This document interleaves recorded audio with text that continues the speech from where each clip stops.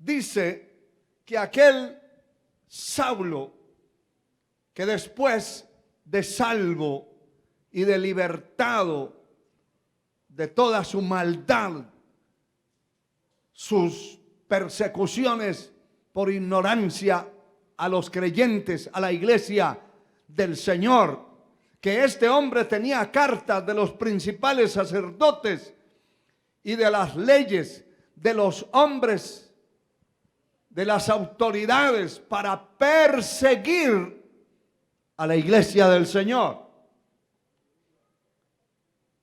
Este hombre hizo una incursión en contra de la iglesia, y uno de los diáconos, un hombre santo llamado Esteban, fue muerto por esa turba.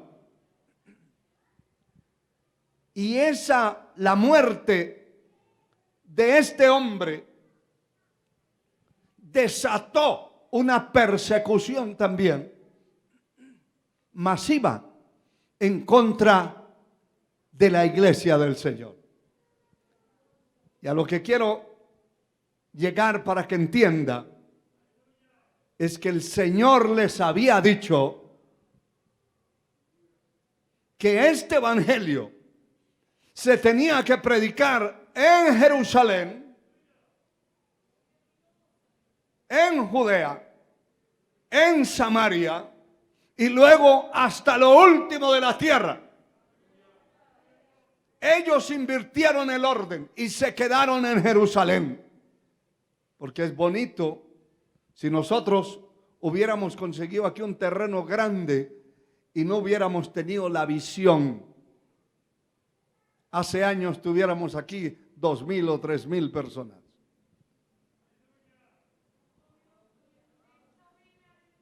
No tenemos más porque no caben. Y por eso vivimos abriendo otras iglesias. Abriendo otras iglesias. Porque la expansión, el mensaje de Dios, la palabra de Dios, el evangelio del Señor Jesucristo es para expandirlo, para regarlo, no para hacer un montón. Hay congregaciones en este país que tienen 2, 3 iglesias en 30, 40 años. Nosotros tenemos 35 años en Guatemala de haber iniciado, y la obra está extendida en todos los 22 departamentos, en parte de Centroamérica y en otros lugares. Ha corrido el mensaje de Dios, porque Dios no nos mandó a hacer un montón, a tener 3,000, 5,000 personas allí metidas. Todo lo que se amontona se pudre. Aún el agua purificada, si usted hace una gran pila, un tanque, y lo llena de agua limpia, cristalina, y no se mueve esa agua, al poco tiempo va a encontrar que le empiezan a nacer larvas. Se volvió un criadero de zancudos, de insectos, y esa agua que fue pura y limpia y potable, bebible, ahora se convierte en una infección. Esa es la amontonación, el amontonar, el hacer una gran congregación enorme. Tiene muchos beneficios económicos, tiene muchos beneficios de fama, y hasta los políticos ponen los ojos allí. Y hasta le proponen a esos pastores que sean alcaldes, que sean gobernadores, que se lancen a la presidencia. Dios no nos llamó a eso, hermano. Mire, como la iglesia no quiso obedecer, viene entonces el látigo. Porque déjeme decirle, fuera del mensaje de llevar el evangelio, toda persona que no quiera obedecer a Dios, así sea su hijo, su padre, su hermano, su tío, su abuelo, no quiere obedecer a Dios y Dios tiene un plan con él, Él sabe cómo ablandarlo. Él usa la vara, Él usa el martillo, Él usa la espada. Si no se ablanda con la vara por la espalda, se va a ablandar con el martillo. Y si no se ablanda con el martillo, se ablanda con la espada. La espada no es para tocar a nadie, para jugar. La espada es para atravesar, para cortar cabezas. Adoramos y servimos a un Dios que tiene el poder de la vida y de la muerte, que Él es el que mata y Él es el que da vida. Y tenemos a un Dios que es nuestro Padre. Y la palabra dice, ¿y qué hijo es aquel a que el Padre no disciplina? Entonces el Señor nos indica que Él al que recibe por hijo, disciplina, corrige, azota. Si tiene que azotarlo, lo azota. Así que usted no ande peleando con ninguno de su familia porque no quieren, porque los empuja y no quieren. Póngaselos en las manos de Dios y dígale, Señor, aquí están, yo no me voy a meter, aquí están. Yo le aseguro una cosa, que el día que usted le dé permiso al Señor, porque algunos es todo el tiempo misericordia y misericordia, y ahí está el drogadito revolcándose, el borracho emborrachándose. No, usted dígale, ahí está, Señor. Yo quiero que lo salven, no me voy a meter en el proceso. ¿Cómo vas a hacer? Déjelo. Dios es soberano. Él sabe cómo hacer las cosas. Déjelo. Dele permiso. ¿Por qué le digo que le dé permiso? Porque Dios nos creó con un libre albedrío, con una libre voluntad. Y Él no va a violentar la voluntad de alguien mientras no le diga, aquí estoy. Ni su propia voluntad.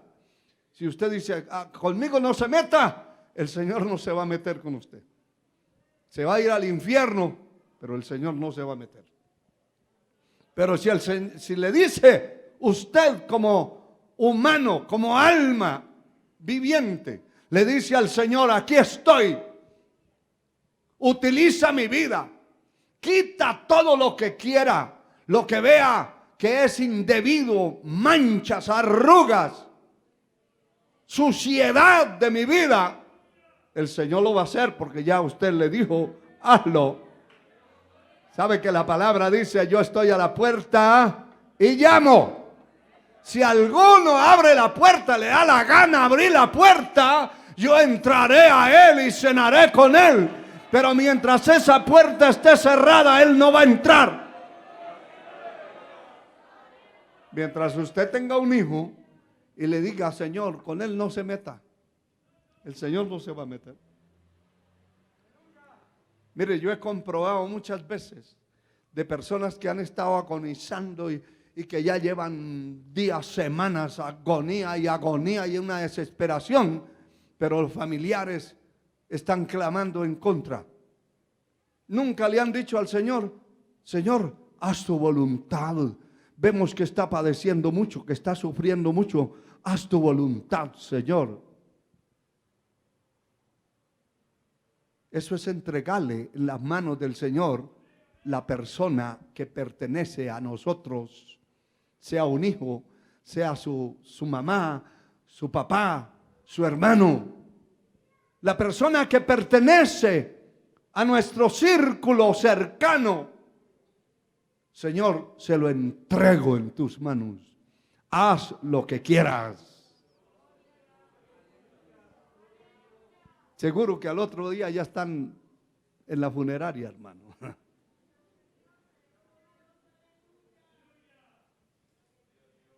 Alabado sea Dios. El Señor no va a violentar esa voluntad.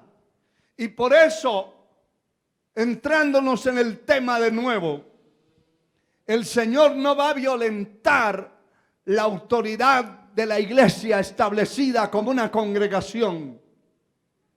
Si lo llamamos, si le servimos, si vivimos una vida íntegra, honesta, de pureza delante de su presencia, de sus ojos, Él entra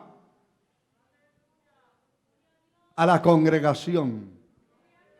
Él consuela, Él fortalece, Él rompe cadenas, Él defiende la iglesia de lobos rapaces, de falsos maestros, de falsos profetas, falsos apóstoles que abundan en esta tierra.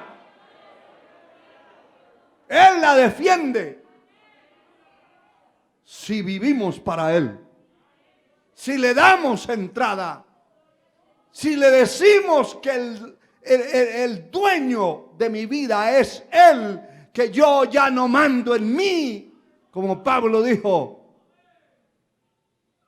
crucificado estoy juntamente con Cristo, y ya no vivo yo, mas vive Cristo en mí. Ese yo, esa postura de la carne, esa posición del hombre natural se fue abajo. Ahora el que manda es Él. Mire, si Él manda en su vida, en la vida de cuántos manda Él aquí, a ver. Si Él manda en su vida, usted no se preocupe del qué dirán de ustedes, que están criticando, que lo están maldiciendo, que están hablando. Tranquilo, Él se va a encargar de ellos, porque su vida la puso en las manos de Dios. Definitivamente, esta iglesia desobedeció la expansión del mensaje y se quedaron tranquilísimos en Jerusalén. Todos los hermanos, habían unas asociaciones de viudas, de huérfanos, de todo. Había gente que vendían las casas, vendían las propiedades para llevar, para darle comer a todos sus desocupados y vagos también que se metieron allí. Muchos vagos. ¿Sí? Eso está escrito. El evangelio era para expandirlo. La inversión económica era para expandir la obra, pero la obra se quedó estancada. Y entonces el Señor dijo: yo sé cómo los voy a sacudir. Por eso le digo, no se preocupe cómo va a sacudir a su hijo, cómo va a sacudir a su marido si no quiere, cómo va a sacudir a su mujer, cómo va a sacudir a su propio padre, a su propia madre. Si no quiere servir a Dios, entrégueselo y verá cómo lo sacude. A Dios sea la gloria.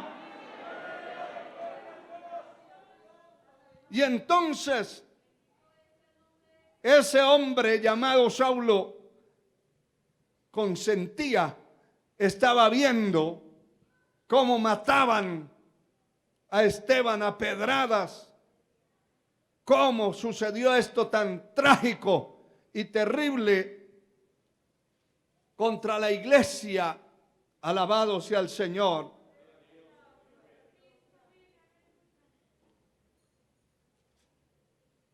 Y dice que en aquel día hubo una gran persecución. Estoy leyendo el capítulo 8, verso 1, la segunda parte. En aquel día hubo una gran persecución, y note, no era contra 2 y 3, contra la iglesia. Y específicamente me llama la atención, porque a Dios no se le escapan detalles. Me llama la atención que dice contra la iglesia que estaba en Jerusalén. Y mire, y todos fueron esparcidos. Capítulo 8, verso 1. Todos fueron esparcidos por las tierras, y menciona el verso 1 del capítulo 8 de los Hechos, hace mención de lo que el Señor les había dicho en el capítulo 24 de Lucas, que no se fueran de Jerusalén hasta que fueran investidos del poder de lo alto, y luego serían testigos en Judea, Samaria y hasta lo último de la tierra. Como no lo hicieron, aquí dice la palabra que fueron esparcidos. Ya ellos no fueron enviados, fueron desterrados. Aquellos apóstoles lograron esconderse, saber dónde, porque si no los hubieran acabado a todos. El Señor los defendió, pero la iglesia, los líderes, porque aquí no solamente eran hermanitos recién convertidos, eran líderes que tenían la unción, el poder para predicar. Y dice que fueron esparcidos por las tierras de Judea, de Samaria, salvo los apóstoles. Y estos, el verso 4 dice, pero los que fueron esparcidos por todas partes, pero los que fueron esparcidos iban por todas partes anunciando el evangelio. ¿Está claro eso, hermano? O sea, ahora ya no es vaya hermanito si quiere. Ahora es que le viene una amenaza de muerte y tiene que desterrarse de aquí y llegar por allá a una aldea de Retaluleo, de Huehuetenango, del Petén, huyendo de la muerte. Y entonces allá donde llega, ¿qué es lo que hace? Empezar a predicar. Lo que no hizo en la iglesia, lo que no hizo a las buenas, lo que no hizo voluntariamente, ahora lo tiene que hacer a la fuerza. Usted no se ha dado cuenta de muchos que llegan a la cárcel y dicen, yo estoy aquí inocentemente, no sé por qué estoy aquí, porque yo no cometí ese crimen, yo no me robé eso, yo no hice aquello. Y luego al poco tiempo ya son grandes predicadores en la cárcel. ¿Qué fue lo que pasó? No le daba la gana voluntariamente abrir la boca para predicar a Cristo, y ahora ya preso parece una lora vieja hablando. Que de hecho que un funcionario de esos el año pasado decía, yo no sé, todos los pillos y pícaros que vienen acá a esta cárcel se convierten en predicadores. Como diciendo, están haciéndose los predicadores para que los suelten de aquí, para que les rebajen las penas. Pero muchos de ellos sí son inocentes y están allí porque eran culpables de la predicación. Nunca hablaban de Cristo. Eran mudos en los trabajos, en las empresas. En las empresas no los conocían como cristianos. Eran ocultos. Y ahora en la cárcel los conocen como predicadores porque tuvieron obligatoriamente que ir a abrir la boca y hablar de Cristo. ¿Qué pasó entonces? Cuando esta persecución viene, se abren los ojos y se incrementa la visión de los que tenían que predicar. Se incrementa la visión y por donde quiera que iban, por todas partes, iban anunciando el evangelio y la gente se iba convirtiendo Eso era lo que tenían que haber hecho sin necesidad de matar a Esteban, sin necesidad de una persecución, de recibir pedradas, palos, puños y de todo, hermano. Porque eso no es que salieron corriendo y se escaparon, no, se escaparon, pero arrastrados unos contra el piso, sangrando, y salieron huyendo, y por donde iban predicando porque tenían el fuego, pero la visión se había apagado. Lo que decía el hermano al comienzo en su intervención, que cuando una persona es ciega, no puede guiar a otro ciego, no se vale por sus propios medios. Una iglesia ciega, que hay por miles de iglesias ciegas. Yo fui a predicar hace unos años en una campaña por allá, por el lado por un lado de Chimaltenango. Y cuando yo les pregunté, ¿y cuántos años llevan ustedes de predicar? Porque me dijeron que era una convención de pastores y de iglesias que tenían. ¿Cuántos años llevan? Y me dijeron, ya vamos a cumplir 40 años. Yo me imaginé, enseguida, me imaginé que por lo menos habían unas 200 iglesias. ¿Cuál fue mi sorpresa? Empezó a llegar la gente y se juntó una concurrencia que no llegaban a 300 personas. Habían unos pastores ahí en el altar y entonces estaba dirigiendo uno y decía, damos gracias a Dios porque casi en estos 40 años ya tenemos 3 congregaciones. Yo estaba orando por el mensaje y tenía una controversia en lo que iba a predicar, porque yo quería predicar una cosa y el Espíritu Santo me estaba hablando de otra cosa, pero yo decía, eso es demasiado duro. Yo no conozco a esta gente, es demasiado duro ese mensaje. Y el Señor insistía que predicara eso. Cuando yo escuché a este hombre decir, gracias a Dios porque tenemos 3 congregaciones y aquí están los 3 siervos de Dios, yo dije, hay 3 cadáveres y el de la iglesia, el pastor principal, es el 4º cadáver. Y Dios me dio una palabra que hasta aquí no volví a saber de esa gente ni volvieron a saber de mí. Porque, hermano, Dios tiene que hacer tantas cosas cuando tiene un propósito claro con una organización, con una congregación.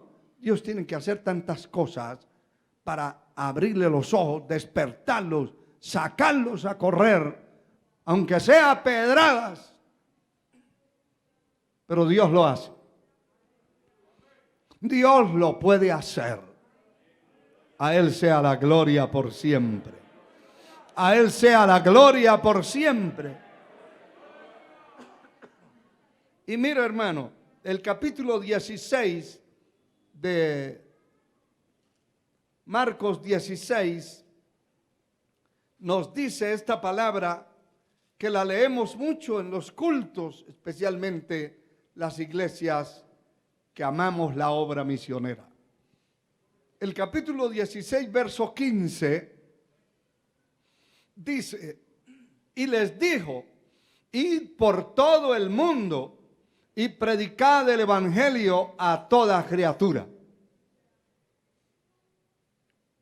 El que creyere y fuere bautizado será salvo, mas el que no creyere será condenado. Ir por todo el mundo. Le está hablando a gente que no tenían los medios de comunicación que tenemos nosotros ahora. No tenemos las facilidades de cargar una bocina para la calle, no existía eso. Era a pura garganta, de casa en casa, predicándole a todo el que se encontrara. Habían muchas cosas negativas en contra de ellos. Sin embargo, la orden era imperativa. Estaba dada la orden de predicar el evangelio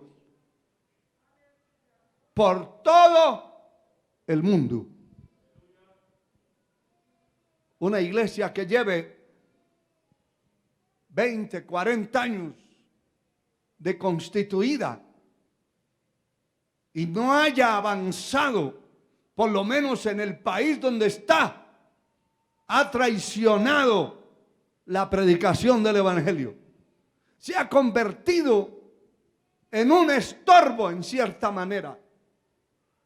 Se ha convertido en una religión más. Poder en la sangre de Cristo. Este evangelio tiene que salir y tiene que predicarse por todo el mundo. Gracias a Dios, en el tiempo que estamos viviendo tenemos esas facilidades. Tenemos la internet, tenemos los medios de comunicación. El mensaje corre por todas partes de la tierra.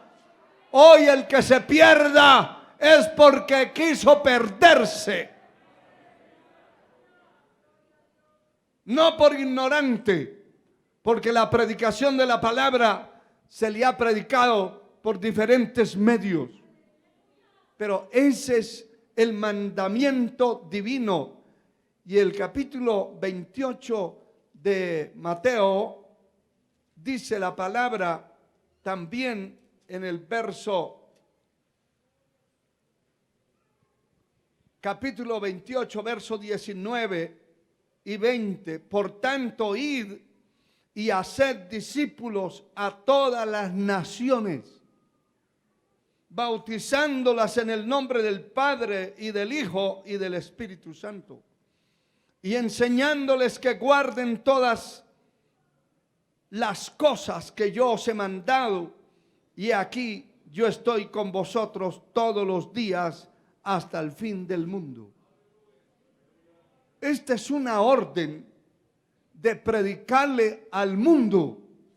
Imagínense una congregación que está en un barrio de un pueblo y que ni siquiera en el barrio los conozcan. ¿Sabe usted que hay gente, hay congregaciones que no los conocen ni a 2 cuadras? Nadie sabe de ellos.